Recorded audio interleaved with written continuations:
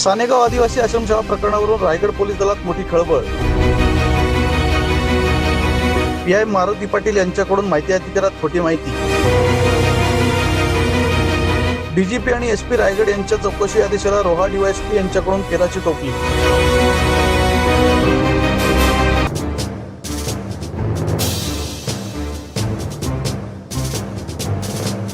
एक मोठी आणि धक्कादायक बातमी रायगडमधून समोर येत आहे।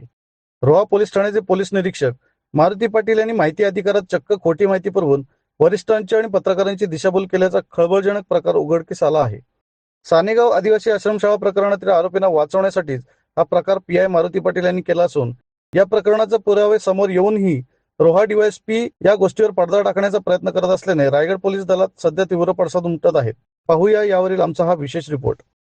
रायगड पोलीस दलाला हादरून सोडणारे प्रकरण असून सानेगाव येथील आदिवासी आश्रमशाळेत 22 नोव्हेंबर 2025 रोजी झालेल्या प्रकारानंतर रोहा पोलीस ठाण्यात या आरोपींवर एफआयआर नोंद करीत गुन्हा दाखल करण्यासाठी एक नव्हे तर 3 अर्ज देण्यात आले होते।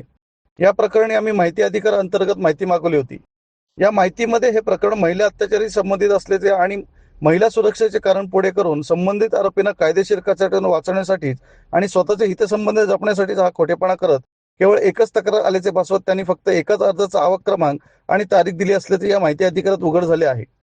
हा गंभीर प्रकार समोर आल्यानंतर आम्ही थेट पोलीस महासंचालक आणि रायगडचे पोलीस अधीक्षकांकडे ईमेलद्वारे तक्रार करून पीआय मारुती पाटील यांच्यावर कायदेशीर कारवाईची मागणी केली होती। या तक्रारीची दखल घेत पोलीस अधीक्षक रायगड यांनी रोहा डीवायएसपी प्रसाद गोकुळ यांना दिनांक 20 एप्रिल 2026 रोजी सखोल चौकशीचे आदेश दिले होते। मात्र वरिष्ठांच्या आदेशाला रोहा डीवायएसपी यांनी केराची टोपली दाखवल्याचे चित्र असून त्यांनी मूळ चौकशीला बगल देत आम्हाला प्रथम अप्रिय अधिकारी यांनी आदेशित केल्याप्रमाणेच आणि कायदेशीर तरतुदीचे पालन करूनच माहिती पुरवली असल्याचे कळविले। परंतु आम्ही एकात्मिक आदिवासी विकास प्रकल्प पेण या कार्यालयातून माहिती अधिकारात मिळालेली खरी कागदपत्रे आणि पोलिसांनी दिलेली खोटी माहिती असे दोन्ही पुरावे वरिष्ठांना ईमेलद्वारे तसेच डीवायएसपी रोहा यांना पत्र देत सादर केले।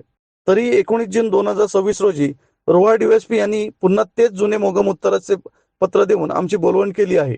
भक्कम पुरावे समोर आल्यानंतरही रोहा डीवायएसपी प्रसाद गोकुळे हे पीआय मारुती पाटील यांना पाठीशी घालत असल्याने आता संपूर्ण प्रकरणात माहिती अधिकार कायद्याची पायमल्ली करणाऱ्या आणि खोटा अहवाल देणाऱ्या या दोन्ही अधिकाऱ्यांवर पोलीस महासंचालक आणि पोलीस अधीक्षक रायगड काय ऍक्शन घेतात याकडे संपूर्ण जिल्ह्याचे लक्ष लागले आहे।